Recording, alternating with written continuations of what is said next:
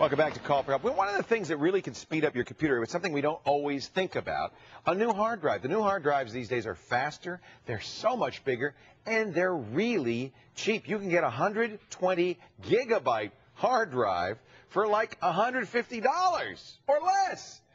And they are a lot faster. So Roger's going to show us how to do one of the best upgrades you can do to your computer, especially if it's a couple of years old. Yeah, and you know, it's interesting that you said, you know, $150 because I spent that much for a 53 megabyte hard drive. Ages ago, yeah. So it's like, you know. Not even so ages ago, a few years ago. Like 4 years ago, it's like, Hard drive, everything's loading in off the hard drive.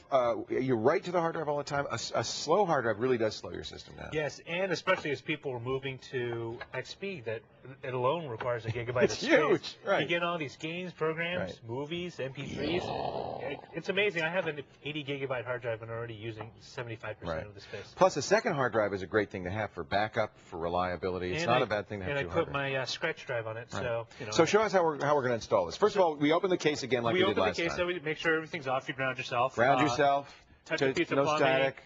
So you're not no shorting power anything. plugged in. Want to make sure you have space for another hard drive. First of all, I mean, you know, before you even buy one, you should do this. Yeah. Now, if you want to replace it, it's probably not a big issue. But if you just want to add a second or even a third hard drive, you want to make sure you have the room, because if you don't have the room, you're not going to be able to stick in the hard drive. So what are we looking for? We're looking for an empty bay, right? We're looking for an empty 3.5-inch bay, and most PCs normally come with at least 2. Most now actually 3 or 4. You'll be able to see your old hard drive in there, and then just look for more space where that is. Below it. You don't need anything on the front. You're not going to be. It's not a floppy. You're not going to insert anything, but look for space below it. Yep.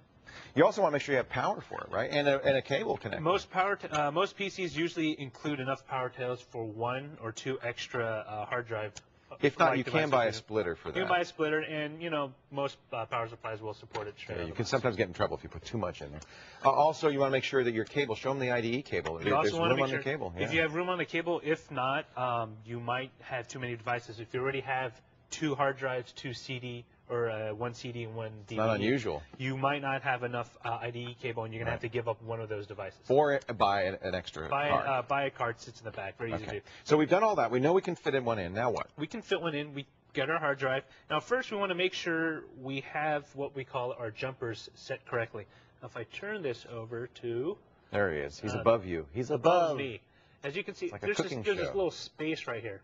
And basically, these jumpers basically set the drive to either a master or slave. Now, what is master and slave? It's a way for a PC to tell which drive it's talking to. The boot drive is the master. The secondary drive is the slave. Is the slave. Okay, we're going to see if we can get a shot here. So don't move, because they want to keep it in focus. And I'm going to point with this screwdriver. Right, the jumpers are right there, right? And basically what you do is when you put that little block, see that little rectangular square on the last 2 pins? It just basically completes an electrical connection, giving you one circuit telling it. So how that's positioned will determine if it's a master or a slave. Exactly. And you can usually find that out available on the top of the drive. It's not on the top of the drive. It usually comes with the drive in the sheet. If you lose a sheet, go to the manufacturer's website and you can download a diagram of the exact same. Now, if you're replacing the drive, just jumper it the same way as the old one, make it the master. And most of the times when they come out of the box, they're already jumpered as a master drive. So you might not have to do anything at all. Exactly. In this case, I jumpered it as a slave because I want to use it. Still want to use the original hard drive in addition to the one I'm adding in. That's the easiest upgrade because you don't have to reinstall Windows or anything. You're just putting a second drive. And you got that much more space. Right.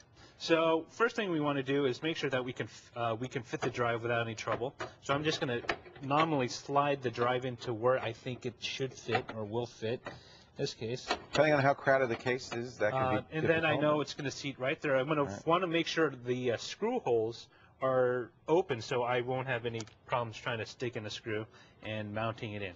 Now, for certain cases, you actually want to connect it first because it's so tight. Right. So you want to connect these cables first.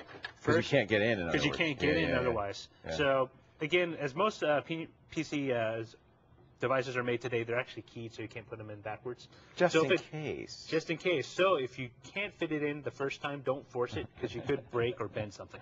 Right. So let's put in. Almost always you're going to want the red. The red to the power source on the right. That's the #1 pin on the cable. However, in some cheaper cables I've noticed is the red's either very faint or non-existent. Right.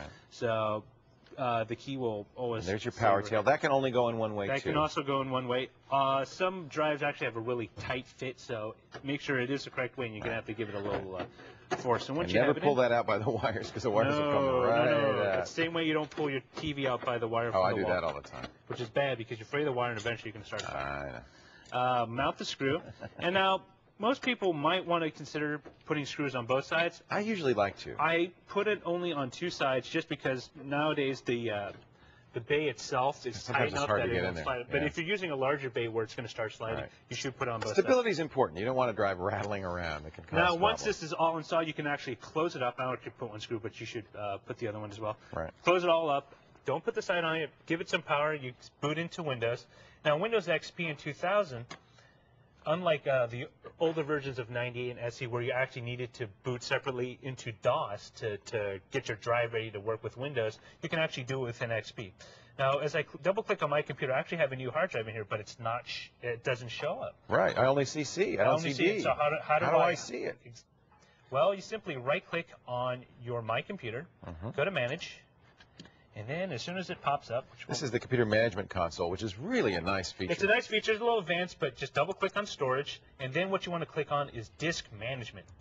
Now you'll notice right here at the bottom, I have my new 232 gigabyte hard drive. It just hasn't been partitioned It hasn't or been formatted. partitioned. Now, if I want to partition, simply right-click on that drive, click on New Partition. Now, walk me through with the wizard. Now, if I want, I can make the entire drive, a single partition. A single partition, or if I want, I can divvy it up into 2s, 4s, or even 5s. We have a number of articles, some of which I've written on the website about how you might want to consider partitioning a drive. We'll put a link in there. Yeah, and especially with larger drives, you might want to consider just dividing it up just for more efficiency. After you partition, you format, and then it's visible. You got new drives, and you can use it as you would any other hard drive, drag and drop, and it's a really easy upgrade. It can not only speed up your computer, but give you a lot more space. But, that's, again, hard drives are one thing that is never going to go out of style. You can always need more space. You always need more space. Roger, nice job. If you want to know more about installing a hard drive, well, there's only one place to turn. Our website, techtv.com/call.